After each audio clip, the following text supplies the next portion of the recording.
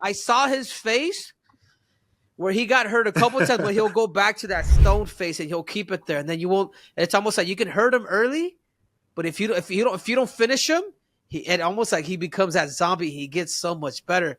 But describe to me being in there for 4 rounds with Alex Pereira. What makes him different?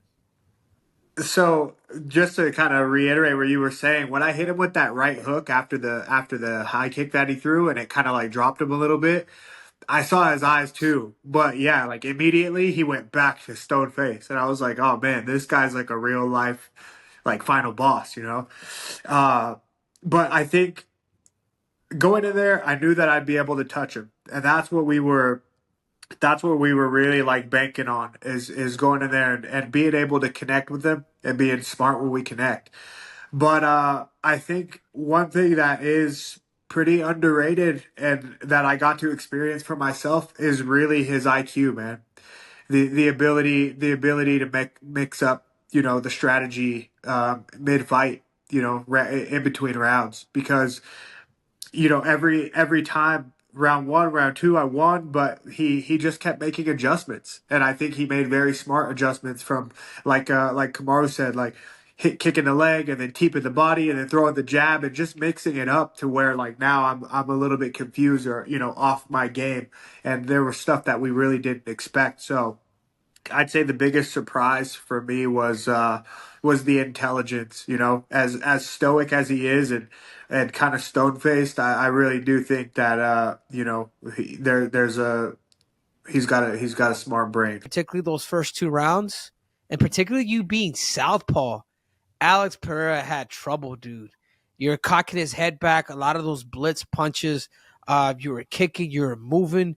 You're making it very uncomfortable. And I mean, they got to the point where during like half the fight, I'm like, no, Khalil, stay in the center, stay in the center, because I always felt like every time Alex Pereira would get you closer to the fence, that's where he's dangerous. That's where he's gonna pop off with that little left hook that he does. How crucial was that championship round experience? Because I feel like if the same round 1 and 2, you just had to win one more round, survive the next two, you would be the light heavyweight champion of the world. How much did championship experience have to do with this victory? You know, I like I said, I felt like I was prepared. I didn't really feel my cardio decreasing until he started landing punches. Really, like that. I feel like that's what really took it out of me. Because when he turned up the pressure and when he started landing on me, every time a punch landed, I felt my energy zapping, and like every round he came out fresh. I didn't expect him to come out with more pressure every round, and he did. And I think that was like the biggest surprise to me. So, cardio wise, I mean, like I said, I felt like I was good until he started really landing on me, man. Before he got the finish, he started front kicking your body. And I Yeah. feel like that, and then he just started attacking your body, and then he kind of started investing a little more in there, man. Looking Yeah, look he looking back at the fight now, if you were to start from round 2 to on up, what is it that you would do different? I think that I would have gone forward a little bit more. I think after I still haven't watched the fight as a whole since it happened, but I did get it was really nice. Like a couple days after the fight, I got some messages from Connor, and it was really cool to get some messages from him. But one thing that he pointed out was that I could have put more pressure. Just like you were saying, like when he was going up against the cage, yeah, he has that left hook. But if I would have been just a little bit more relentless with my pressure, if I would have been a little bit more relentless with my pressure and not backed off so much and retook the center of the cage, I think I would have been able to apply a little bit more damage to him. Uh, so I think like if I were to go back and replay this fight, I'd probably just be a little bit more aggressive, like smart aggressive. I think that's such a great point that you mentioned, because I do remember watching the fight at a certain point, and I'm going, I'm I'm basically stating instructions, and I'm like, no, dude, you got to do this, you got to do this, and I'm like, well, he can't hear me. I'm at home, and for me, it was I feel like they go hand in hand because, like you said, turning up the pressure, yeah, that works if you can get to him. And I felt like there was a certain point where you were throwing two punches. You were faster, you had the speed advantage, but you're throwing two punches and you're just missing him. And I think there was at one point where I think it was it John Wood, your coach was saying, make it three punches, throw three, something else extra because you're just missing them. And it's just Yeah. that maybe that one more punch that you will get to hit him. And I think had you landed that one more punch, that's like money in the bank. That Yeah. builds the confidence that starts to then you start to grow rather than playing the okay, let me just use the speed and counter punch. You Yeah. start to put more pressure on him because now you know you can hit him when you put your combinations together. So correct, man. I think like the three, instead of two punches, three punches.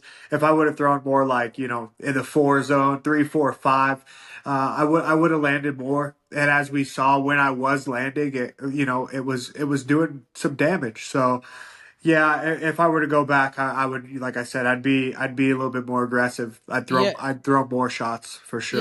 yeah, but Khalil, I feel like I don't even think it was more the punches. I think if you would have broke the level changes or fake just an extra fake in there, I think you were there, man. Like I don't think that extra punch.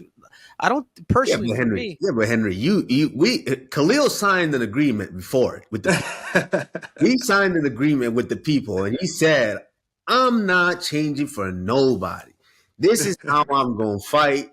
This is why I'm here to fight." So, people, listen. If you think I'm just coming in here and I'm gonna wrestle this dude to win this fight, I ain't doing it.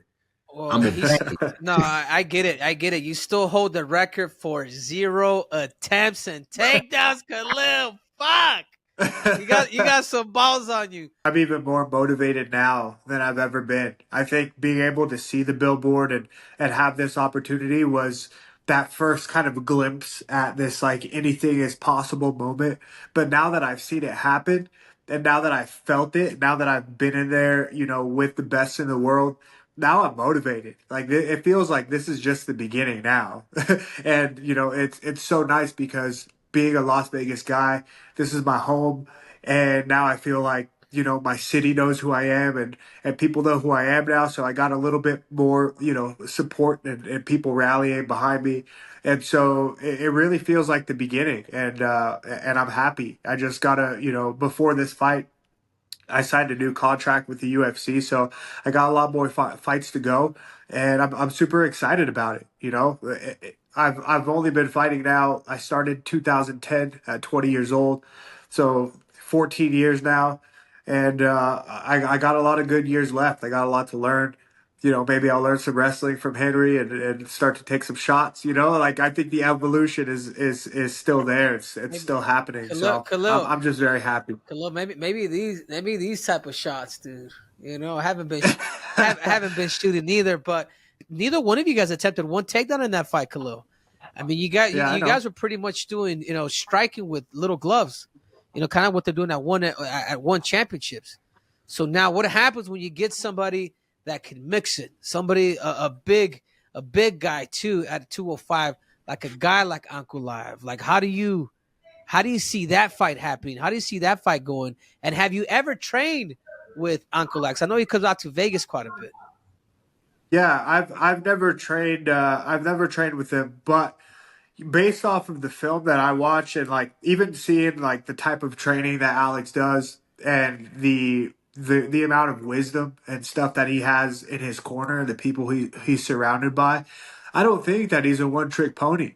I think that he's really good at what he does. And, for me going in there and just striking with him, I don't think that it helped his case for pound because, yeah, I didn't shoot for a takedown and neither did he.